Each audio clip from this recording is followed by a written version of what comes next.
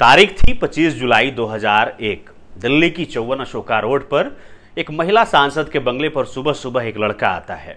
महिला सांसद से कहता है, मुझे आपकी पार्टी के लिए काम करना है। काफ़ी देर तक बात होती है।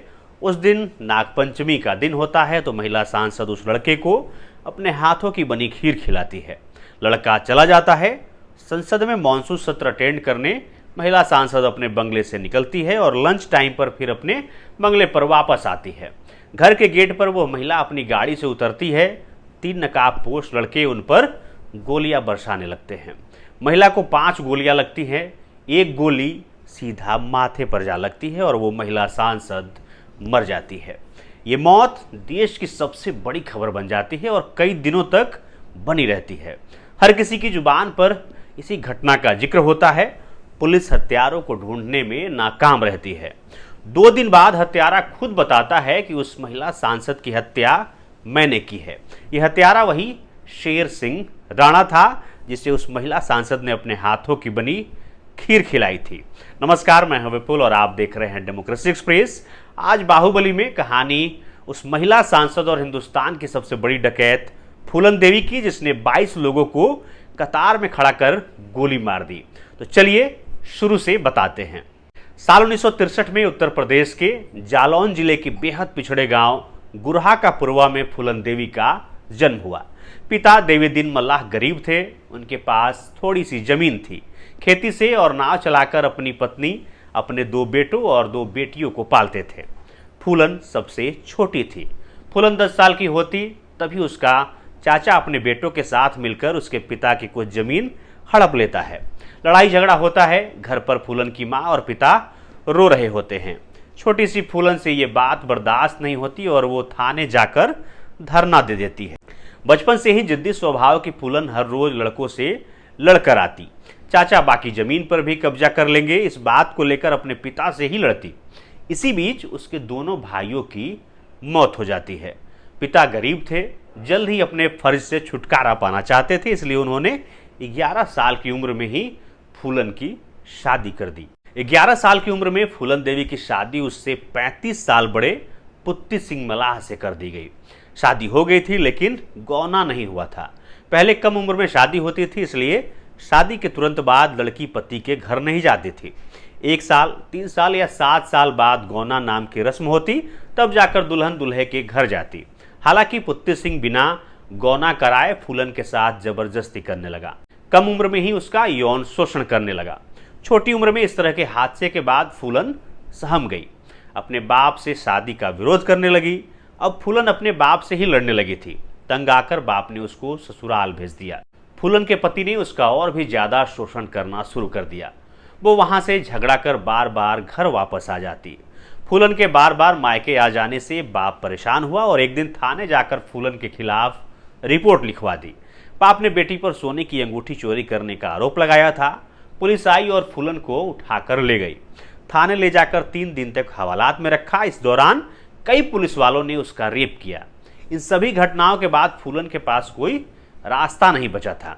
जेल से छूटकर फूलन वापस आई। पिता ने फिर ससुराल भेज दिया। तब तक पति ने दूसरी शादी कर ली थी। उसने फूलन को मारकर घर से बाहर निकाल दिया।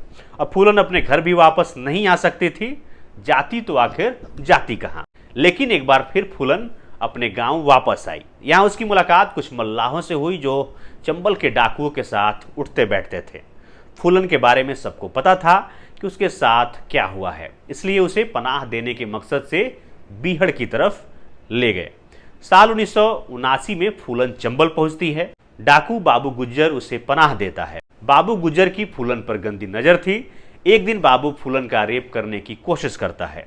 फूलन शोर मचाती है। तभी बाबू गुज्जर का राइट हैंड विक्रम मल्लाह फूलन को बचाने के लिए बाबू को गोली मार देता है और खुद गैंग का मुखिया बन जाता है।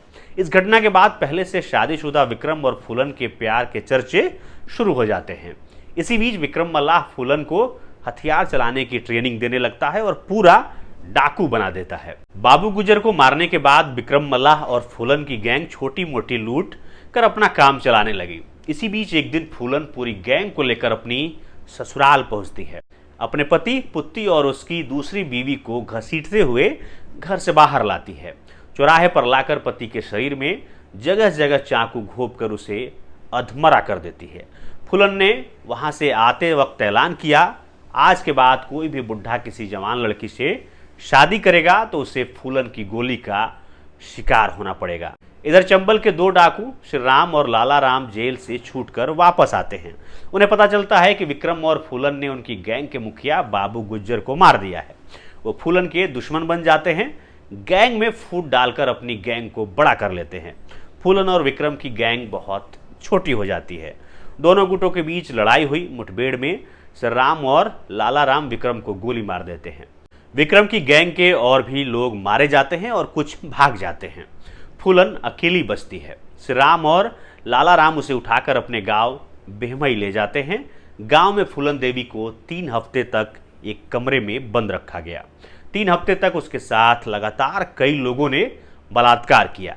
एक टीवी इंटरव्यू में फूलन ने खुद बताया था, उस कमरे से एक व्यक्ति बाहर निकलता था तो दूसरा अंदर आ जाता था, जिसका जब भी मन करता तब आ जाता। यह सिलसिला 3 हफ्तों यानी कि 21 दिनों तक चलता रहा। फूलन के साथ 30 से ज्यादा लोग लगातार बलात्कार करते रहे। फूलन उनसे गिड़गिड़ाते हुए कहती, भगवान के लिए मुझे जान से मार दो। इधर फूलन की गैंग के 2 लोग उसकी खबर जुटाने में लगे थे। श्री राम और लाला राम से नफरत करने वाले बिहमई गांव के एक व्यक्ति ने उन दोनों से संपर्क किया और उन्हें जानकारी दी कि फूलन किस जगह पर बंद है। रात के अंधेरे में तीनों एक साथ आते हैं और फूलन को आजाद कराकर वापस बीहड़ ले जाते हैं। चंबल से लौटने के बाद फूलन अपने 3 साथियों के साथ मिलकर तमाम मल्लाहों को इकट्ठा करती है और एक बड़ी गैंग बना लेती है। इस बीच फूलन और उसके राइट हैंड मानसिंह के बीच अफेयर की खबरें आम हो जाती है। फूलन मानसिंह और गैंग के साथ मिलकर लूट, अपहरण और हत्याएं करने लगती है। फूलन अमीरों को लूटती है और लूटे हुए पैसों को गरीब मल्लाहों में बांट देती है। उनकी बेटियों की शादी भी करवाती थी। इस सब के बाद मल्लाह समाज फूलन को अपना मसीहा मानने लगा। इसका फायदा फूलन को तब मिलता जब पुलिस उसे ढूंढने आती। पुलिस के फूलन तक पहुंचने से पहले ही मल्लाह समाज के लोग उसको पुलिस की एक मूवमेंट की जानकारी दे देते। 7 महीने बीत चुके थे, लेकिन फूलन देवी को अपने गैंग रेप के 3 काले हफ्ते नहीं भूल रहे थे। एक दिन फूलन को जानकारी लगती है कि बेहमई गांव में एक राजपूत के यहाँ शादी है।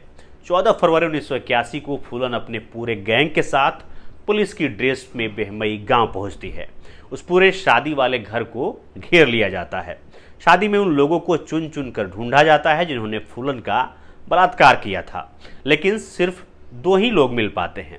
उस दिन फूलन इतने गुस्से में थी कि गैंग से बोली, इस शादी में शामिल हुए सारे राजपूत मर्दों को लाइन से खड़ा कर दो। 22 लोग पकड़ में आते हैं और उन्हें कतार में खड़ा कर दिया जाता है और फूलन उन पर गोलियां दागना शुरू कर देती है।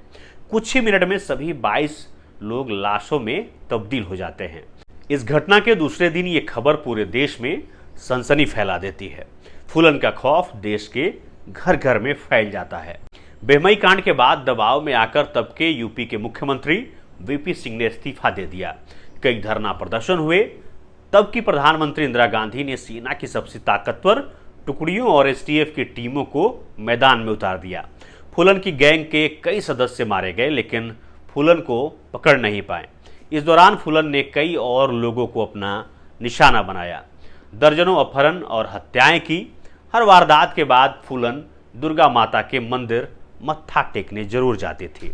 चंबल इलाके से सटे भिंड के एसपी राजेंद्र चतुर्वेदी फूलन को सरेंडर कराने की लगातार कोशिश कर रहे थे। मुखबिरों के माध्यम से बातचीत होनी शुरू हुई। काफ़ी मशक्कत के बाद वो खुद भी बीहड़ में जाकर फूलन से मिले। फूलन को कॉन्फिडेंस में लिया। काफ़ी लंबी बातचीत हुई। फूलन ने उन्हें अपने हाथ की बनी बाजरे की रोटियां खिलाई। इसी बीच राजेंद्र चतुर्वेदी ने टेप रिकॉर्डर निकालकर प्ले कर दिया। उसमें अपनी बहन और माँ की आवाज़ सुनकर फूलन अपनी सूध बूध खो चुके थी। दरअसल फूलन से मिलने से पहले राजेंद्र फूलन की माँ और बहन मुन्नी से मिलकर आए थे और उन्होंने उनकी बातें रिकॉर्ड कर ली थी। फिर अचानक फूलन पूछती है, आप मुझसे चाहते क्या हैं? चतुर्वेदी कहते हैं, आप आत्मसमर्पण कर दीजिए। इतना सुनते ही फूलन उन पर बंदूक तान देती है और कहती है, तुम क्या समझते हो? तुम्हारे कहने पर मैं हथियार डाल दूंगी? मैं फूलन देवी हूं, मैं तुम्हें इसी वक्त गोली से उड़ा सकती हूं। 2 साल में तब के प्रधानमंत्री इंदिरा गांधी समझ चुकी थी कि फूलन को पकड़ पाना आसान नहीं है। उन्होंने फूलन को बातचीत करने को कहा। फूलन भी बीमार रहने लगी थी, उसकी तबीयत लगातार बिगड़ती जा रही थी। पुलिस से बचते हुए बीहड़ में रह पाना मुश्किल था, इसलिए फूलन बातचीत के लिए मान गई। भिंड एसपी राजेंद्र चतुर्वेदी से बात कर सरेंडर के लिए तैयार हो गई, लेकिन सरेंडर के पहले फूलन ने 6 शर्तें रखी।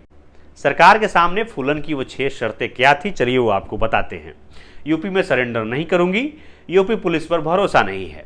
एमपी में सरेंडर करूंगी, एमपी के मुख्यमंत्री अर्जुन सिंह की उपस्थिति में करूंगी। पुलिस के सामने हथियार नहीं डालूंगी, जहां हथियार डालूंगी वहां दुर्गा मां और महात्मा गांधी की तस्वीर होनी चाहिए। सरेंडर के बाद मुझे और मेरी गैंग के एक भी लड़के को फांसी नहीं दी जानी चाहिए। मुझे छोड़कर गैंग के किसी भी सदस्य को 8 साल से ज़्यादा जेल में नहीं रखा जाना चाहिए। 8 साल के बाद उनको रहने के लिए जमीन भी दी जानी चाहिए। जिस दिन मैं सरेंडर करूंगी, मेरे परिवार के सभी सदस्य वहां मौजूद होने चाहिए। सभी शर्तें सरकार तक पहुंची। अलग अलग लेवल पर कई मीटिंग करने के बाद सरकार मान गई। फूलन के सरेंडर के लिए भिंड जिले में एक जगह तय की गई। सरेंडर की एक रात पहले फूलन अपने प्यार मानसिंह के साथ थी। तनाव की वजह से पूरी रात सोई नहीं। उस रात एसपी राजेंद्र चतुर्वेदी भी उनके आसपास ही थे। रात में कई बार मिले और फूलन को समझाया। इसी बीच फूलन ने एक बार उनकी स्टेन गन भी छीनने की कोशिश की ताकि वो सबको भून कर रख दे। दरअसल उस वक्त उसका दिमागी संतुलन ठीक नहीं था। अगली सुबह मैदान में देखा तो 15,000 से ज्यादा लोगों की भीड़ थी। लोग इस ऐतिहासिक सरेंडर को लाइव देखने आए थे। फरवरी 1982 में एमपी के मुख्यमंत्री अर्जुन सिंह और करीब 300 वाला अफसरों के सामने फूलन ने सरेंडर किया। इसके बाद एक एक कर गैंग के सभी सदस्यों ने भी सरेंडर कर दिया। 48 मुकदमे लगाकर फूलन को जेल में बंद किया गया। जेल में रहने के दौरान फूलन की तबीयत खराब हुई।